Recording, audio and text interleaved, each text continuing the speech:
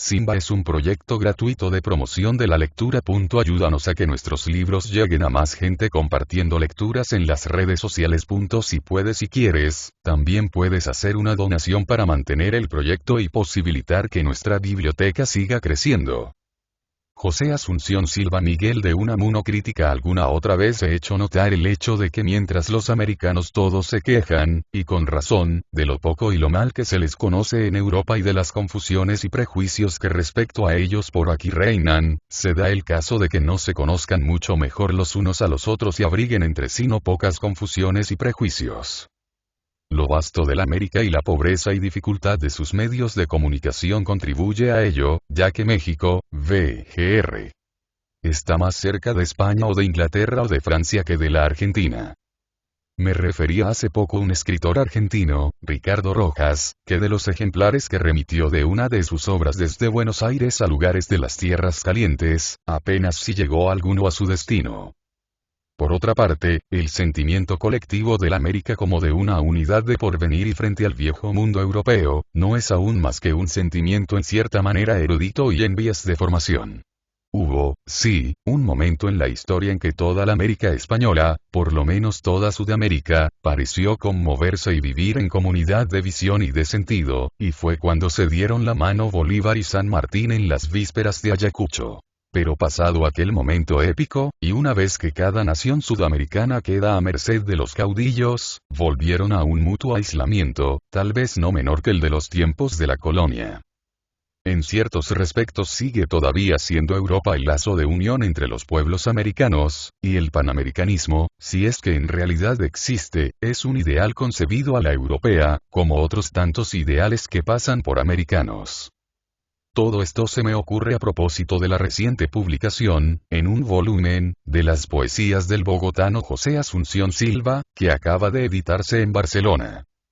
Apenas habrá lector de estas líneas, con tal de ser algo versado en literatura americana contemporánea, que no haya leído alguna vez alguna de las poesías de Silva que andaban desparramadas y perdidas por antologías y revistas. Hasta hay alguna, como El Nocturno, que ha llegado a hacerse famosa en ciertos círculos. Si hablamos de eso que se ha llamado modernismo en literatura, y respecto a lo cual declaro que cada vez estoy más a oscuras acerca de lo que sea, preciso es confesar que de Silva, más que de ningún otro poeta, cabe aquí decir aquello de que fue quien nos trajo las gallinas. Se ha tomado de él, más acaso que de otro alguno, no tan solo tonalidades, sino artificios, no siempre imitables. Silva se suicidó en su ciudad natal, Bogotá, el 24 de mayo de 1896, a los 35 años y medio, sin que hayamos podido averiguar los móviles de tan funesta resolución. Aunque leyendo sus poesías se adivina la causa íntima, no ya los motivos del suicidio. Pues sabido es con cuánta frecuencia los motivos aparentes a que se cree obedece una determinación grave, y a los que la atribuyen los mismos que la toman, no son sino los pretextos de que se vale la voluntad para realizar su propósito. La voluntad, en efecto, busca motivos. Y hay voluntad suicida, voluntad reñida con la vida. O que tal vez huye de esta vida por amor a una más intensa. Leyendo las obras de los escritores suicidas se descubre casi siempre en ellas la íntima razón del suicidio.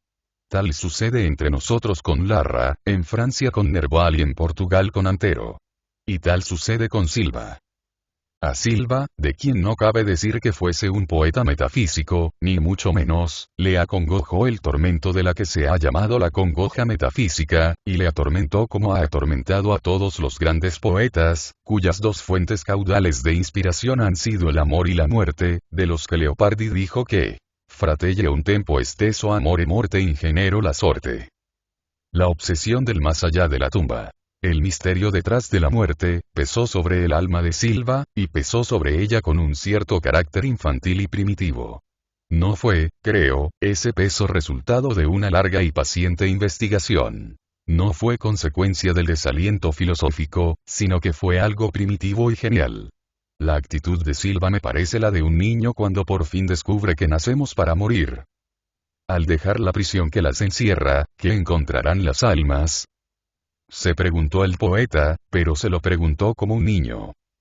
Un ambiente de niñez, en efecto, se respira en las poesías de Silva, y las más inspiradas de ellas son a recuerdos de la infancia, o mejor dicho, es a la presencia de la infancia a lo que su inspiración deben. Basta leer las 4 composiciones que en esta, la primera edición de sus poesías completas, figuran bajo el título común de infancia.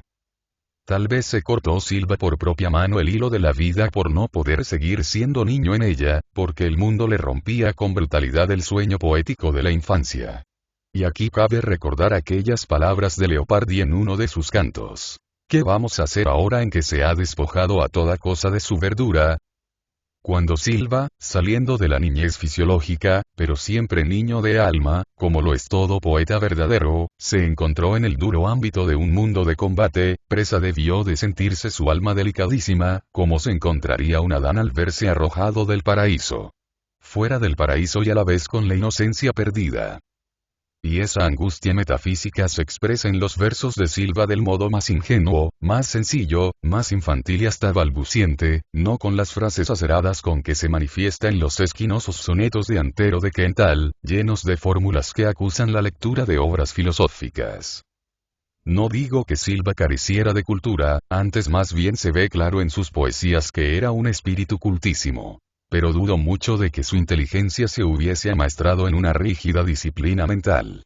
Sus estudios universitarios, nos dice Gómez Jaime que fueron breves, y luego parece se dio a leer por su cuenta, y sospecho que más que otra cosa literatura, y literatura francesa. No parece, sin embargo, que careciese de un cierto barniz de cultura filosófica, y tengo motivos para suponer que había leído a Taine, por lo menos, y algo a Schopenhauer, a quien cita en una de sus composiciones llamándole su maestro.